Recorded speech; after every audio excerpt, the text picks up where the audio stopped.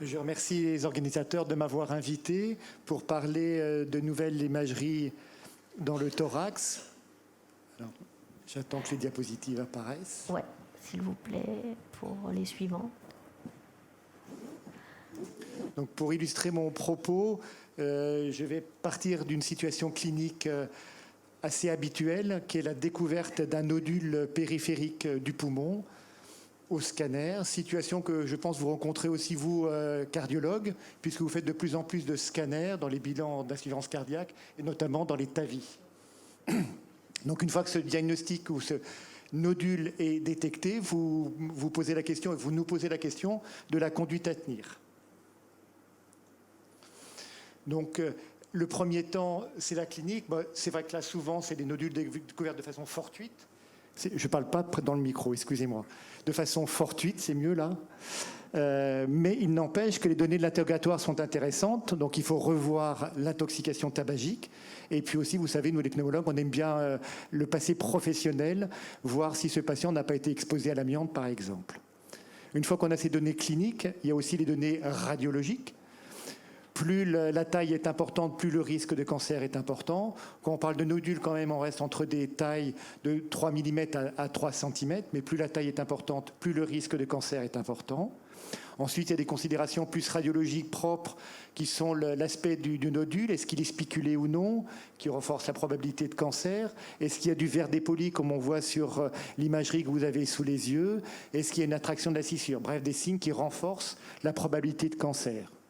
Et puis, on peut aussi s'aider, vous le savez aussi, d'un TEP scan.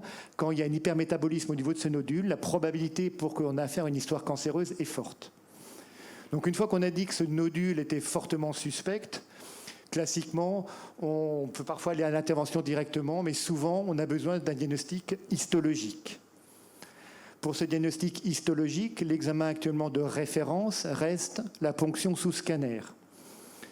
Il n'empêche que cet examen est quand même grévé plus de morbidité, de complications, notamment de pneumothorax. Il faut savoir quand même que pour ces patients, en fonction des séries, mais c'est quand même 5 à 15% des patients ont un pneumothorax justifiant d'un drainage. Les pneumothorax est habituel, mais souvent bien supporté. Le risque hémorragique est quand même moindre. Donc tout ça amène à ce que pour certains patients, il y a des contre-indications à cette ponction sous scanner.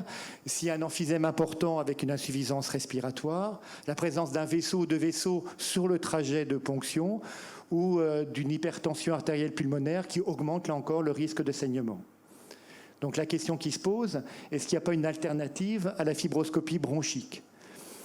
Jusqu'à présent, cette alternative n'était pas très bonne parce qu'on ne sait pas bien aller au bon endroit, là où il y a la lésion, et puis on ne sait pas non plus repérer cette lésion parce qu'elle n'est pas visible par la fibroscopie.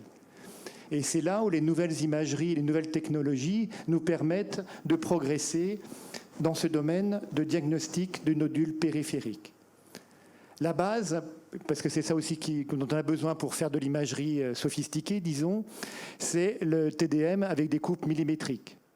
Nous, ce qu'on fait avant toute fibroscopie, c'est qu'on a la possibilité avec ces TDM en coupe millimétrique, de reconstruire dans les 3 plans de l'espace et déjà de repérer, comme on voit là sur l'imagerie, quelle est la division bronchique, la segmentaire ou la sous-segmentaire qui alimente le nodule suspect. Il n'empêche, la pratique, c'est que même si on fait la fibroscopie dans ces conditions-là, le rendement diagnostique est très faible et médiocre, et donc ça ne suffit pas pour poser l'indication d'une fibroscopie dans ces cas-là.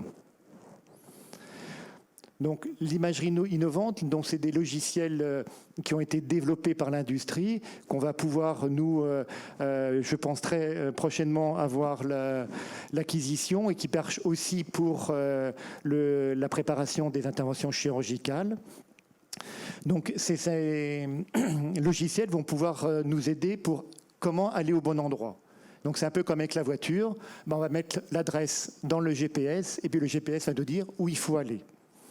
Donc pour ça, c'est faire de l'endoscopie virtuelle à partir des données du TDM, faire une reconstruction en 3 dimensions. Là, on peut voir sur la diapositive qu'on a reconstruit, extrait l'arbre bronchique.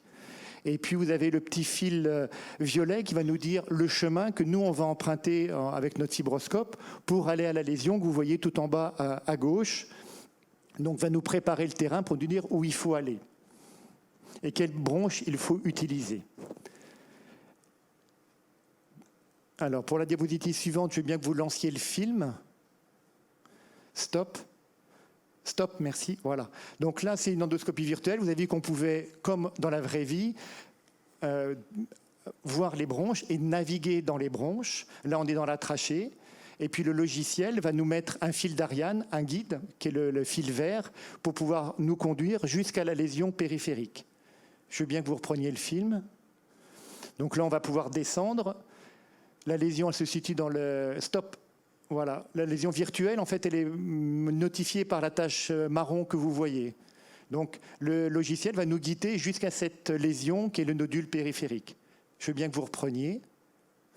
Donc on va descendre, là on va dans la lombaire inférieure et stop, on va arriver là dans l'apicale du lobe inférieur. C'est un peu la limite de notre endoscopie. Nous on ne peut pas tellement aller plus loin, même s'il y aura peut-être des fibroscopes de fin diamètre. Donc une fois qu'on est là, nous on sait qu'on ne peut pas aller plus loin, mais par contre le logiciel va nous dire quelle est la division qu'on va voir au loin, où il y a le nodule. Et donc là il y aura une deuxième technologie qui va être utilisée pour repérer, voir ce nodule. Diapositive suivante. Pardon, c'est moi. Excusez-moi. Comment je reviens en arrière? C'est là. Hop, voilà. Donc ensuite, le deuxième temps, c'est par notre fibroscope, on va pouvoir passer une mini-sonde d'échographie.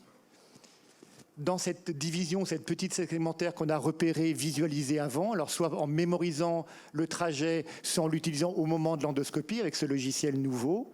Et une fois qu'on va pousser cette sonde d'échographie, on va voir le poumon. Donc ça, vous savez que quand il y a de l'air, c'est plein d'artefacts, comme vous avez sur la gauche ce qu'on appelle une tempête de neige, là pour ce type d'échographie. Et puis ici, comme vous voyez au centre de l'image, on a la sonde au milieu de la lésion, et ben on va avoir une lésion tissulaire qui va apparaître. Et donc on aura repéré notre nodule périphérique.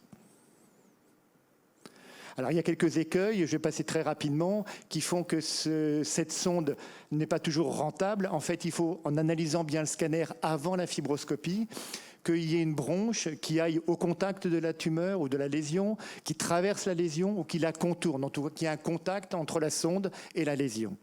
Ça, c'est ce qu'on appelle le signe de la bronche. Donc ça se repère avant sur l'analyse du scanner, avant de valider cette technologie. Et puis ensuite, une fois qu'on a repéré cette lésion, on va pouvoir enlever notre mini-sonde. Il y aura un guide qui restera en place au bon endroit. Et une fois qu'on a laissé ce guide, on pourra passer par ce guide une pince à biopsie ou une aiguille à ponction pour pouvoir faire une histologie et confirmer si ce nodule est cancéreux ou non. Une fois que ce nodule est dit cancéreux, on va passer à l'étape suivante. Et souvent, dans ce type de circonstances où c'est découverte fortuite, c'est un nodule isolé, on pense à la chirurgie. Et donc, on va recommander aux patients d'aller bénéficier d'une intervention avec un bon chirurgien thoracique. Et c'est pour ça que je passe la parole à Philippe. Merci Laurent. Évidemment, merci aux organisateurs d'avoir rendu cet horizon cardiovasculaire et thoracique. C'est pas marqué sur la plaquette, mais c'est important de le rappeler. En effet, une fois que Laurent aura repéré tous les nodules de la région, il nous adressera les patients pour leur proposer une chirurgie. Et le thème de horizon cardiovasculaire, c'est comment faire et continuer à faire évoluer nos techniques chirurgicales. Juste pour le contexte, depuis 2013, dans le service, on réalise des vidéochirurgies, des lobectomies par vidéochirurgie. Avant, elles étaient toutes réalisées par thoracotomie. On a suivi ce qui se faisait évidemment en France et qui continue à se développer avec de plus en plus de lobectomie par technique mini-invasive. Les techniques continuent d'évoluer avec de plus en plus de présentations, de webinars ou dans les congrès, on voit bien que maintenant l'accent se fait sur non plus le lobe mais sur le segment. D'autant plus qu'il y a de plus en plus de techniques qui vont permettre de diagnostiquer des petits nodules. Et qu'est-ce qu'on fait de ces petits nodules? Est-ce qu'on est en droit de ne pas retirer tout le lobe mais juste un segment du lobe? Alors là, c'est un tout petit peu plus compliqué puisque en effet les variations anatomiques augmentent plus on veut retirer une plus petite partie du poumon. Donc, il faut avoir des logiciels d'imagerie de plus en plus performants, puisque les segmentectomies sont validées pour les cancers, pour les petites métastases et pour les petites lésions dont on n'a pas de diagnostic. Donc, on veut être le minimum invasif possible, mais faire quand même une chirurgie carcinologique si c'est un cancer pulmonaire. Et donc, les 5 challenges pour la réalisation de segmentectomie pour un cancer primitif, c'est qu'il faut bien repérer les variations anatomiques qui sont constantes, puisqu'on n'est vraiment plus dans l'anatomie lobaire ou pulmonaire, on est dans les intersegmentaires. Et donc, c'est très important d'avoir une bonne idée également du plan intersegmentaire au niveau du parenchyme pulmonaire. Il faut que les marges de résection soient saines, que les zones de curage soit maîtrisée, et il faut faire attention à l'extension aux autres segments pour éviter les complications péropératoires. Et donc, si on veut se lancer dans des chirurgies mini-invasives et encore plus mini-invasives avec des segmentectomies, pour pallier à ces difficultés chirurgicales, il faut absolument une reconstruction 3D et profiter de l'industrie d'imagerie pour la stratégie à la fois préopératoire et péropératoire. Et donc, le logiciel, je vais vous montrer 2 exemples de logiciels. Il faut des logiciels qui permettent de réaliser un planning opératoire. C'est quoi le planning opératoire? C'est repérer exactement le nombre d'artères qui vont vasculariser le segment, le nombre de veines pour éviter toute plaie vasculaire au cours de la chirurgie. Là aussi, pour expliquer le contexte, on convertit quand même assez peu. Depuis 2 ans qu'on a la vidéochirurgie 3D, on a converti peut-être 10% des patients dont on a dit qu'on commençait en vidéochirurgie. Et sur ces 10%, il n'y a quand même que 2 patients par an qui sont convertis pour une plaie vasculaire. Mais si on veut aller plus loin dans la technique chirurgicale, on a besoin d'aller plus loin dans le planning préopératoire. Et ça évidemment, pose la question de l'assistance péropératoire, c'est-à-dire qu'au bloc opératoire, pouvoir aussi avoir une imagerie pour pouvoir comparer à ce qu'on a dans le champ opératoire. Bref, toutes ces stratégies, c'est pour avoir une qualité d'exérèse et une sécurité d'exérèse pour les segmentectomies. Ça existe déjà, les reconstructions, mais souvent c'était réalisé, et ça prenait du temps, par les radiologues, et c'était possible de le faire. Là, ce qu'on propose désormais, ce que l'industrie nous propose, c'est que ce soit le chirurgien qui refasse les reconstructions en fonction de son planning opératoire à lui. Et donc pour ça, il y a actuellement en France 2 industries ou 2 industriels, Fujifilm, Synapse 3D, et Fujifilm a 2 licences, une licence pour les pneumologues pour qu'ils puissent faire le fil d'Ariane bronchique et une licence spéciale chirurgicale pour qu'on puisse nous faire nos reconstructions 3D et notre planning préopératoire. Et il y a une autre industrie qui s'appelle Visible Patient qui est basée à Strasbourg. Donc je vais vous donner quelques petits exemples. D'abord Fujifilm, vous voyez, c'est juste des images traitées de leur logiciel qui permettent d'extraire les 5 lobes, mais d'extraire précisément les bronches, mais aussi toute l'arborisation artérielle, veineuse, et même combiner les 2. Et ensuite, avec ces reconstructions, on peut se focaliser sur un nodule et simuler des zones de résection pour voir les volumes restants, voire même réadapter le thorax et se dire finalement il faut que je passe plus par cet espace intercostal. Bref, vraiment avoir un planning opératoire du début jusqu'à la fin. Donc là, c'est d'autres exemples. Vous voyez, il y a des petites couleurs, il y a des petits nodules et c'est pratique. Et ça se maîtrise très bien. Pour l'instant, Fujifilm travaille avec l'hôpital Foch. Ils l'utilisent depuis 3 ans. Ils en sont très contents. Et là aussi, ce qui est important, c'est quand on améliore tout le planning préopératoire pour les patients dont on veut faire une segmentectomie. Évidemment, on le fait pour tous les autres patients et ça augmente également la sécurité de chirurgie pour tous nos lobes. Et donc, ça améliore la qualité de notre travail pour tous les patients qu'on prend en charge. Voilà, d'autres petites images et j'ai quand même laissé le cœur au milieu. Voilà. Ensuite, l'autre technique. Alors, Fujifilm, on espère avoir normalement c'est validé. On devrait travailler avec eux pour les 2 licences. Voilà, autant si c'est utilisé par les pneumologues, autant que ça soit aussi utilisé par les chirurgiens. Comme ça, on travaille avec le même logiciel et ça donne de la cohérence à un projet médico-chirurgical et c'est très important. Quelques images pour Visible Patient. C'est un tout petit peu plus compliqué. C'est pas une licence. Visible Patient, c'est une société privée à l'IRCAD à Strasbourg et donc là, finalement, il y a une consultation, faut qu'il y ait le scanner doit être envoyé à Strasbourg, 3 jours après, ils envoient des imageries, mais ils les envoient de façon vraiment faciles à utiliser. Elles peuvent être utilisées sur iPad, sur iPhone, et ils ont vraiment travaillé là-dessus. C'est 400 € par simulation.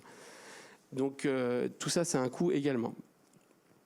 Et donc, ce qui est important de dire, c'est que c'est vraiment c'est des exemples pour montrer que c'est important d'avoir un logiciel de reconstruction 3D adapté à la chirurgie, puisqu'il y a des variations de volume très importantes. Donc, c'est-à-dire que c'est la qualité d'exérèse qui dépend du volume du segment. Et sur les segments, on a besoin de ces reconstructions. Vous voyez, si on reprend les segments du lobe supérieur, en fonction des patients, on va dire un patient égale un segment. C'est-à-dire qu'on ne peut pas se comporter comme avec les lobectomies. Vous voyez, les segments ont vraiment des tailles différentes. Et si on veut faire une exérèse qui soit de qualité, on a besoin de ces logiciels de reconstruction. Et donc, pour terminer la diapositive finalement résumée, c'est que voilà, on a envie de travailler avec une augmentation de la performance diagnostique et les mini-sondes. Et ça, c'est très important puisque c'est de plus en plus, les patients les correspondants sont de plus en plus demandeurs, mais à la fois aussi sur la thérapeutique, avec des reconstructions 3D permettant d'avoir un planning opératoire sécure. Et ça donne vraiment du sens au projet porté par l'Institut du thorax, qui, c'est comme ça même qu'on a demandé les sous finalement, c'est un projet médico-chirurgical avec le service de pneumologie et le service de chirurgie thoracique. Voilà, merci pour votre attention.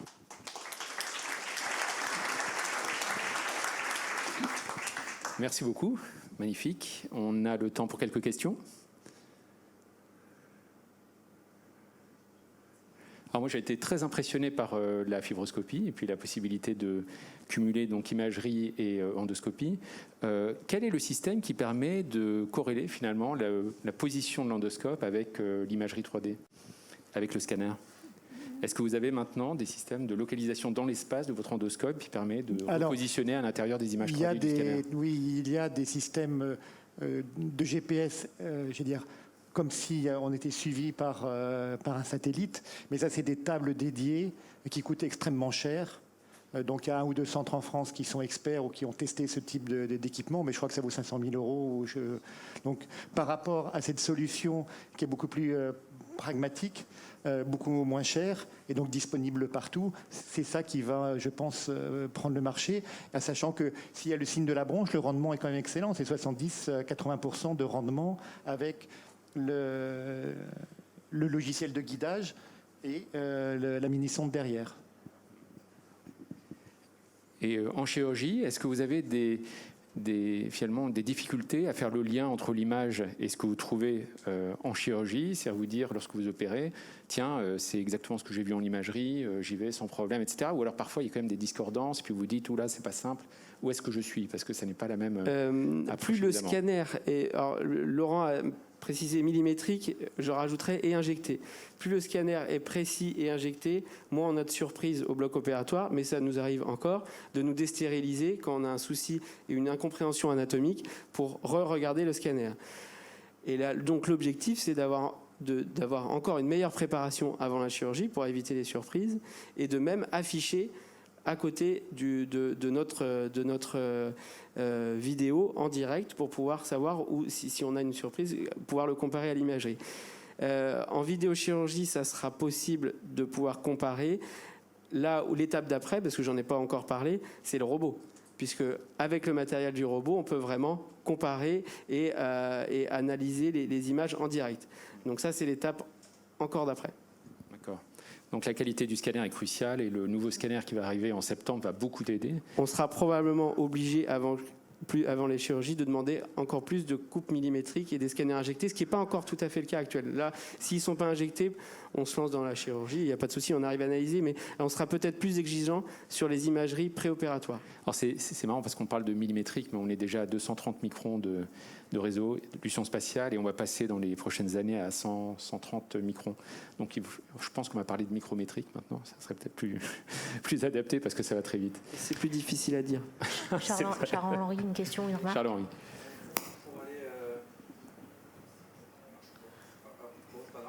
Pour aller plus loin, est-ce qu'il y a des systèmes d'imagerie de fusion réellement, comme à l'image de la chirurgie vasculaire, enfin de l'endovasculaire, où il y a vraiment une superposition d'images en chirurgie, par exemple, avec la vidéo ou le qui va permettre